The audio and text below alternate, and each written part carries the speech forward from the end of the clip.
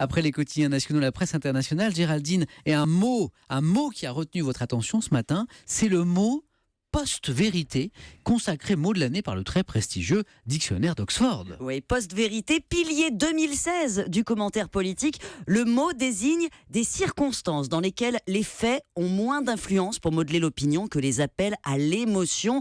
On l'a beaucoup utilisé cette année pour décrire les campagnes de Trump aux États-Unis, celle du Brexit en Grande-Bretagne, sur le mode les vainqueurs ont empilé les mensonges et pourtant les gens ont quand même voté pour eux. Donc nous sommes entrés dans une ère post-factuelle où certains n'écouteraient que leurs instincts. L'usage du mot a flambé de 2000% cette année et c'est intéressant, Samuel, parce qu'il n'explique pas grand-chose ce mot, sinon le désarroi de ceux qui l'emploient. Parce que Géraldine, manifestement, on se déchire aussi sur ce que définit ce mot. Et oui, les rares personnes qui avaient prédit l'issue des 2 scrutins s'insurgent ce matin. Post-vérité, d'accord, mais de quelle vérité parle-t-il ? Demande le magazine conservateur de Spectator, de celle des experts qui ne cessent de se tromper, des études contestables de ces économistes dont aucun n'a vu venir la crise de 2008, ou de la vérité de certaines élites convaincues que le libéralisme est un horizon indépassable, que les inégalités ne se sont pas creusées dans le monde occidental.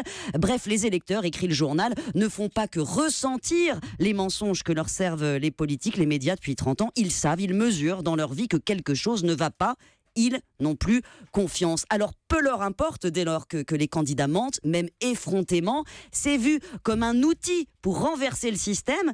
Et les plus irrationnels, écrit la Britannique Claire Fox, sont peut-être cette brigade de partisans du vrai, enfermés dans des faits auxquels ils ne savent plus donner de sens.